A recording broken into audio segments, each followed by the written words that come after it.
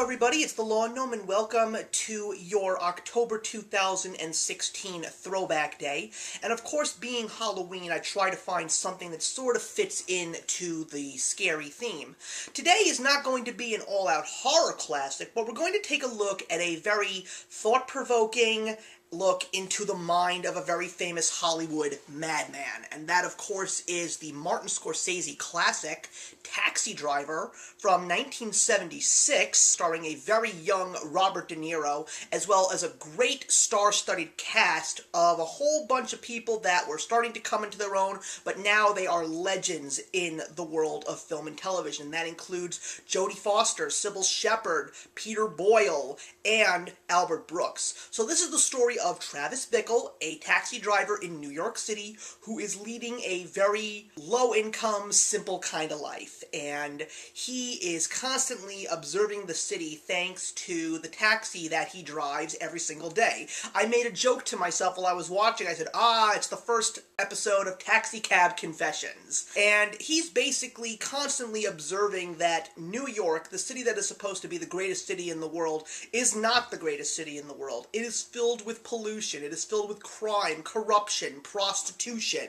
Everything that he knows for a solid fact is not right, while he himself is not the most perfect person either. And then all of a sudden, after constantly witnessing and witnessing and witnessing, and not doing anything about it, he just snaps, and he decides to take on everything and become a brutal vigilante. I'm a huge Martin Scorsese fan. I think that Goodfellas is one of the greatest films of all time, especially when it comes to mob movies. I feel that it even is better than The Godfather. Yes, you can quote me on that. But Martin Scorsese has become, to me, one of the greatest and most diverse directors in Hollywood ever. He has done everything from dramas to kids' films. And so, with Taxi Driver, never seeing it, I said to myself, if this is really one of his greatest films, I don't know why it took me this long. But when I finally saw this film, I have to say, I was very disappointed with my overall feelings on this film.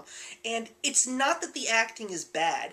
It's not that the movie is bad. I just feel that I was going to get something completely different and something so much more, and I didn't. Because all of the stuff that everybody talks about, you know, the look of Travis Bickle with the mohawk, the famous line, "Are you talking to me?"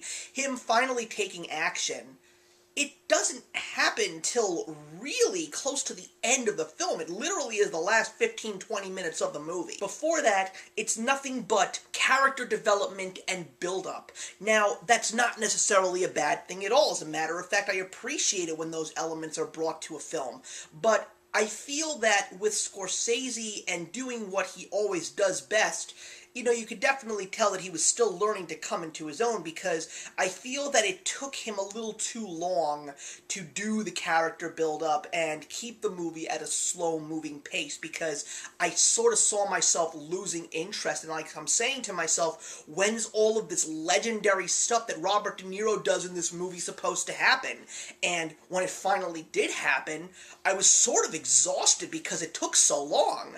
Don't get me wrong, the ending is amazing. When you actually see him finally doing what he set out to do, it's nice to see him not necessarily make a difference, but at least start creating a buzz about something needs to change in this city. So, because of all of my feelings towards the film and the direction that it went, I have to say that it's probably one of those movies that, while I am going to tell people, if you're a Scorsese fan, it is a movie you definitely should watch, but for me, I really have no intentions of watching this film again, nor do I plan on owning this movie on DVD. And I gotta say this is the honest truth, guys. You know that when it comes to movies, I'm very, very truthful. I'm very disappointed with myself about the fact that I don't praise this movie as I thought that I would. Maybe I should watch it again. Maybe there's something that I missed, but, you know, as someone at the age that I am, with all the movies that I've seen, I really feel that my feelings towards Taxi Driver is going to be concrete at this point. I'm going to give this movie 2 out of 4. So thank you very much for watching, everybody. Please put your comments in the box below, and let's have a conversation about Taxi Driver. I really feel that this is a movie that deserves a very good conversation with many people. So I'll see you in the next Throwback Day, and actions speak louder than words.